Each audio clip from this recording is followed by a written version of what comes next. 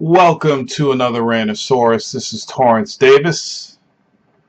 First thing I want to talk about is the fact that I used to be a graphics whore. Okay, back when I was growing up and you had arcades and you had video game consoles at home, specifically the Atari 2600 and television, ColecoVision. You go to the arcade and you play these games, and then they finally come out for the home system, and you want that arcade experience at home. So that's what you wanted. That's what you expected. I was too young at the time to know much about the hardware. All I knew was the Atari, I think, was an 8-bit machine, or a fucking shit, may even been 4-bit. No, the Atari was an 8-bit machine, and if you really dug into it and read the magazines, you'd know that the arcade had 16 bits or more. You take a game like, I don't know, Donkey Kong, for instance. There wasn't much at the arcade back then. When the arcades first came along, you know, you had your Pongs, and you had your Space Invaders, and then Pac-Man, and you had the Donkey Kong, and then a lot of stuff just started coming out. Well, there wasn't a lot of stuff out there. So when you went to the arcade, you were playing Pac-Man, you were playing Defender, you were playing Galaga or Galaxian, you were playing Donkey Kong, you know, you were playing everything that you knew what everybody was playing. Because everybody was Qbert, everybody was playing those same games, because in the arcade, since it wasn't that big, a game would come out, everybody knew about that game, everybody would play that game. It was popular, that's the way it was. And then a new game would come out, and everybody would jump on that, and it was just, that's the way it was. So you go to the arcade, you play these games, and they finally come out for home. And the Atari 2600 was so big that it survived several generations of arcades. So as the arcade hardware was getting better, the home hardware wasn't really getting that much better. I mean, you had Intellivision and you had the Odyssey, but it really wasn't excelling that fast because it wasn't that big then. So it's like, okay, so I already told you about Pac-Man and how disappointed I was after I got Pac-Man. It didn't look a damn thing like the arcade. Well, then there was Donkey Kong. So look at this picture. So here's the arcade version of Donkey Kong. The resolution of Donkey Kong in the arcade was 320 by 240. That is the real arcade resolution. That's how big those pixels were. Okay, 320 by 240. There wasn't SD, there wasn't HD, there wasn't 720p, there wasn't 480p, there wasn't 1080p. None of that stuff back then. It was 320 by 240. Notice in this picture how many girders there are. There's 6 girders. Okay. Notice the barrels. Notice the fiery barrel that came out of the fiery oil can. Notice the color of the hammer. Notice Donkey Kong and the scoreboard and the princess or whoever. Mario's always got to rescue some woman. You know. Notice Mario and how he looks. You know, and the font they used on the graphics. That was standard arcade font back then. And I think Nintendo created that font. It may have been Nintendo, it may have been Namco, I'm not sure. But that was the standard arcade font. You found that font in every arcade game back then, back in the 80s. Okay, so Donkey Kong comes out for the Atari 2600. Okay, Atari 2600. It has 1, 2, 3, 4, 5, 6 girders, just like the arcade. Okay, so level design is similar to the arcade, but we're talking what, 16 color palette here, if any, maybe 8. Let's see, 1, 2, 3, 4, 5. It may even be, there may be enough memory in this cartridge for only 8 colors. Okay, it's lower resolution than the arcade. Look at Mario. He's super fat. He looks stupid. There's no differentiation between the color of his shirt and the color of his overalls. His face looks similar to the arcade. I mean, when you look at that character, you're like, okay, yeah, that's Mario. But even worse, look at Donkey Kong. They have to make Donkey Kong bigger, and because the pixels are so huge on the Atari 2600, he doesn't even look like a fucking gorilla. He looks like a gingerbread man. Okay? Then you got the princess, who just looks ugly and doesn't look anything like the arcade, except for the fact that she's got a dress and blonde hair. The barrels look like chocolate chip cookies. The stairs or the ladders don't look like ladders; they're just lines. The barrel looks like a box; it doesn't look like an oily barrel. The hammer, there's only one hammer and it's up top. Doesn't look like a hammer; looks like an ice cream pop or something. I mean, this is what I brought home and stuck in my Atari 2600, and I was like, I have to play it. I have to play Donkey Kong at home.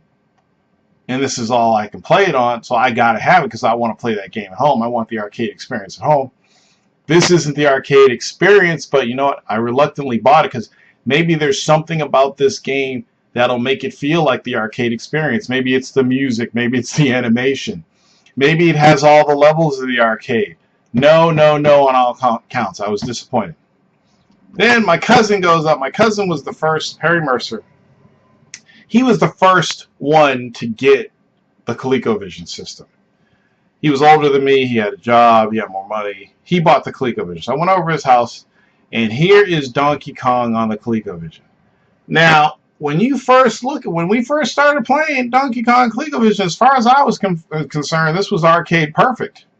You know, it was arcade perfect. It had the graphics. It only had 5 girders, though, which was kind of weird. I'm like, oh, wait, why is Donkey Kong on the right side and not the left?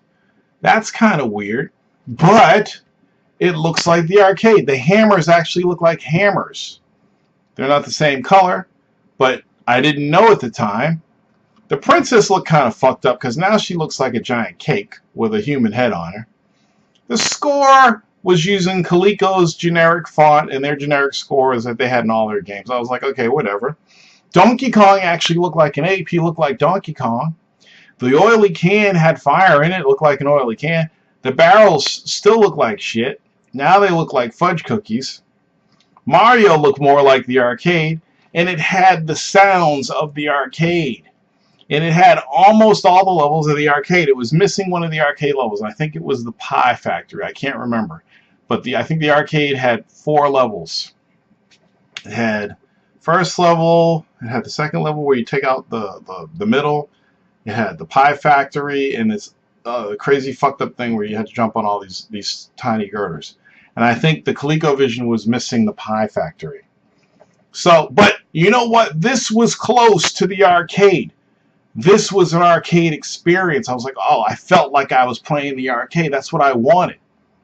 I was a graphics whore. But I had good reason to be a graphics whore because the arcade experience was the ultimate. That's what I wanted. That's what everybody wanted. The ultimate arcade experience at home. And while Atari tried really hard to give that to you with like games like Asteroid, Space Invaders, you knew they weren't like the arcade, but the gameplay was essentially the same. Essentially. Obviously, Asteroids didn't have vector graphics.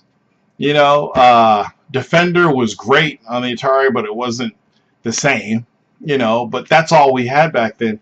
ColecoVision made things better. It brought us closer to the arcade. Closer, not arcade perfect. I'd say I didn't get my first arcade perfect experience until the Sega Genesis came out. And even the Sega Genesis, as great as those games were, like Ghouls and Ghosts, they were like really close to the arcade, almost on point. There was always a few things that you're like, oh, but you know, like Altered Beast. When you first plugged Altered Beast in, when you first got your Sega Genesis, plugged Altered Beast in, you were like, holy shit. 16-bit gaming. Holy shit, this looks just like the fucking arcade. But then you're like, how come the bosses don't scale like the arcade do? Because the Sega Genesis didn't have a sprite scaler in it, so it couldn't scale the graphics. So it used some other technique. I'm like, okay, I could accept that. It didn't have the voice processor that the arcade did. But other than that, it was pretty much like the arcade. Okay? And we got closer and closer and closer. The arcade was our measuring stick. Those are the games. We always went to the arcade and we said, okay, that's the way it should be. When we took it home, that's the way we wanted it to be. Street Fighter 2, when it came out for the Super Nintendo system, it was just like the arcade. But if you were really graphics whore like we were, you know that the characters didn't have as many animation frames as they did in the arcade. But that was no big deal. It was pretty much the arcade version. So yes, I was a graphics whore. But you look at these pictures and you look at the Donkey Kong arcade version, and then you look at the Atari 2600 and the ColecoVision version, and you compare them to the arcade, you're like, it's fucking night and day when you look at the Atari 2600 compared to the arcade version. Fucking night and day, plain as can be. It's almost night and day between the ColecoVision and the arcade. You can clearly tell the differences. Clearly. It pretty much is night and day. Okay? So this is a comparison of a game back in the 80s. Now, you fast forward to now and all the bullshit that gamers are talking now about comparisons when they say that Call of Duty is only 720 on Xbox One and it's 1080 on PlayStation 4. I have both the games, both versions for each system. And you look at these games and you look at the differences between the games and you're like, there's not much of a difference. One's sharper than the other. You know, and then you bring up frame rates and these little teeny things that people are complaining about. If you weren't smart enough, or if you didn't know what system the person had, and you looked on the screen, you said, what version am I playing, PlayStation 4 or Xbox? I'd say 9 times out of 10 people couldn't tell, because they'd either have to wait to see a button prompt or some other thing or they'd have to look in your hand and see the controller to figure out what version you're playing. It's not night and day. It's not clear cut. You can't tell me on screen which version of NFS Rivals a person's playing, etc., etc. However, in the case of the PC, even with the PC, you can't tell the difference between the console and PC in a lot of cases, but there are some cases where you can. For instance, the Xbox 360 and PS3 version of Tomb Raider versus the PC version, because at the time the PC version was the only one that had the tress effect. So you'd be like, whoa, they don't have hair like that on the consoles. But now with the definitive edition, they do. But what I'm saying is, why is it that we're still doing these comparisons nowadays when we're getting all these awesome graphics? You look at my fucking Donkey Kong picture. I mean, you look at that shit today, that's not awesome graphics. That's just the way it was. I have an appreciation for it. A lot of you young cats probably don't have an appreciation for old console game or old arcade games and the classics, but I do. But to see people complain about graphics in this day and age with the shit that we're getting is fucking ridiculous. The biggest complaint now is that Drive Club is only 30 frames per second and 6 versus 6 cars. So there's 12 cars on a track. And, you know, Evolution, they were targeting 60 frames per second, but they you know what? It was too hard to get a steady 60, so let's get a steady 30 and add some more polish to the game. And that's cool. Do I wish it was 60? Yes, but whatever. It doesn't matter. Yet people are bitching about it, you know? And the thing that cracks me up is the people that aren't bitching about it that are saying it's great. They're like, oh, it'll look better. What are you fucking going to do? Park, get out your car and look at the trees? No, you're not. You're going to be driving 150 miles per hour, and those trees are going to be a green blur. You're not even going to see them. Gamers this day and age are too fucking picky about graphics when it comes to games. And they're not picky enough about gameplay. That's the fucking problem. It's fucking ridiculous. And another thing is, if people can appreciate art from the 1600s, if people can appreciate Motown music, why is it that you gamers in this day and age can't appreciate classic games? Why can't you appreciate the Atari 2600, the ColecoVision, the Intellivision, the Atari 7800? Why can't you appreciate these systems that you probably never have played, but you should at least appreciate it? Because if it wasn't for systems like the Fairchild F and the Atari 2600, we wouldn't have the console gaming that we do today. Because of those systems and those classic games, the market was created. There was a market created because of those. Home console gaming was viable. Okay? So you guys should at least appreciate what these systems did for their time. And in that appreciation, you should also appreciate what's going on in today's console graphics and what's going on in today's PC graphics. Too many people are bitching and complaining. Okay? The bitching and complaining is not going to get you anywhere. Okay? We all bitched and complained. The Drive Club got pushed back, and now the frame rate's 30 instead of 60.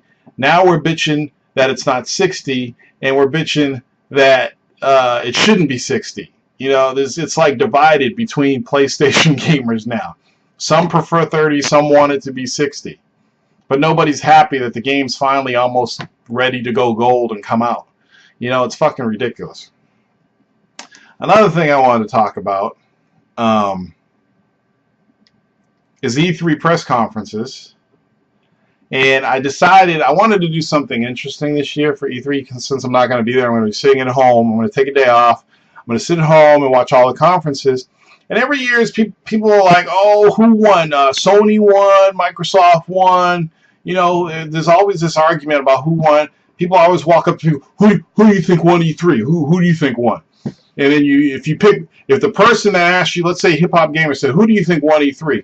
And you said Microsoft, it's like, oh man, nah, it was Sony. You know, it's like, okay, so don't we need some kind of a way to measure these fucking press conferences? So I came up with a way to measure these press conferences. I'm going to score the press conferences. And it's going to be a completely fair and balanced and unbiased way of scoring them. Because I'm sick and fucking tired of you motherfucking companies. You know, one of the reasons why I'm pissed at E3 is you fly 3,000 miles out to LA. You go to this show, they want to put the games behind closed doors, and you got to have an appointment to see them. If you don't have an appointment, you can't see it, so you flew 3,000 miles for no reason. You go to the fucking press conferences, and they have at least 2 or 3 games at each press conference where they'll show a black screen and a title coming for PlayStation, but no fucking gameplay. Or they'll show a black screen and a title, and they'll show a CG intro and no gameplay. It's like, do you really think we flew that far and paid all that money to go to E3 to see that bullshit without seeing any gameplay, without even being able to play the game? It's like, don't fucking announce a game if you don't got any gameplay to show. Same with Microsoft, the fucking Sunset Overdrive. You know that wasn't game, but I'd be fucking surprised if that was actual gameplay. That was fucking CG trailer, no fucking gameplay. So I'm like, you know what? I'm going to score these fucking press conferences. I made a little scoring chart for it, and everybody is going to start off with 0.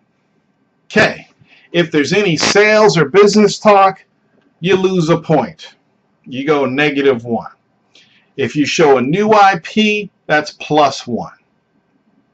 If you show a sequel from last gen, meaning, let's say they show, let's say Sony's conference, they have a God of War game for PlayStation 4. That would be a sequel from a series that was last gen. You get a ½ point for that. Sequels from current gen, you get a full point.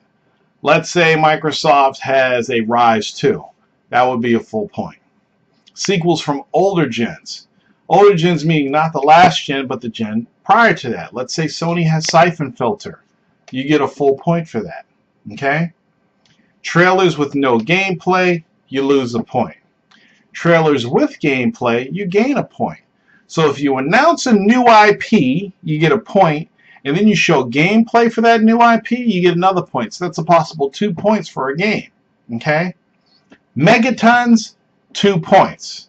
So if you announce a new IP, or let's say you announce a sequel from an old generation. Let's say they announce Shenmue 3. Okay? So that's an announcement of a sequel from an older gen. That's 1 point. Plus it's a megaton. That's 2 points. If you show gameplay from Shenmue 3, that's another point. That's 4 points for a whole game announcement right there. If it's a rehash, meaning if, let's say we didn't know that The Last of Us was coming out for PlayStation 4. If we go to E3 and they announce The Last of Us for PlayStation 4, you lose a point. I don't want announcements of fucking rehashes at E3. I don't give a fuck. It's a game I already played. It's a game on last generation. Don't bring that shit to E3, please. Put it in a fucking press release. If you show new tech or hardware, you get a point. That's my scale. If you have any other ideas, let me know. And I will consider adding them to my scoring table. But I will watch each conference, Microsoft, Sony, EA, Ubisoft, and Nintendo if they have one. Like, I don't think Nintendo's having a press conference. They're having a Nintendo Direct. So I will score the Nintendo Direct.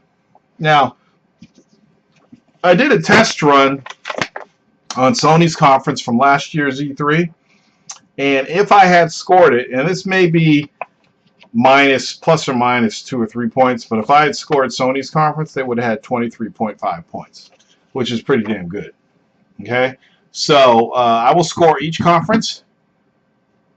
The company with the highest score from the press conferences wins E3. Company with the second highest score comes in second place, third place, and so on. But we're only concerned about the winner. Company with the highest score wins E3. That's the way I'm going to fucking do it. Because, you know, we keep talking about this shit, who wins E3, who is the best, and then people just pick. And like last year, people said Sony won E3 because of the price of the PlayStation 4.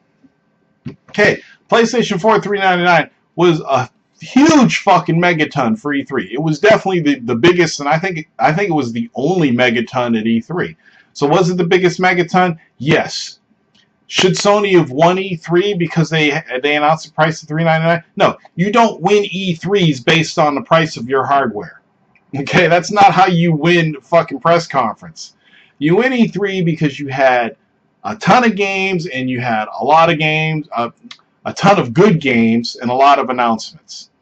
But if you want to go in, you want to talk about your old systems, and you want to talk sales forecasts, and you want to talk TV and music and shit like that, you're not going to win E3 from doing that shit. You got to bring games, and you got to show gameplay, and that's how you fucking win E3. You don't win E3 because you announce a great price for your fucking hardware. Sony would have got 2 points for that. That would have been 2 points to Sony for having that megaton. But that's what I'm going to do. I'm going to score it, and I'm going to do a little video recap of every fucking press conference after they're done and post it, and I'm going to post my score for every fucking press conference. It's going to be dope. And then at the end, I'm going to say, I don't even need to say who the winner is. It'll be obvious. I'll just post my scores, and then maybe I'll make another post and saying, you know, put all the scores together and show you who the winner was. And that's that. And you can chew on that and argue about that and bitch about that, because I'm just tired of people automatically fucking picking winners over some stupid shit. Alright, so that's it for this Rantasaurus. Not a very angry one, but it was a Rantasaurus nonetheless. I'll see you guys later.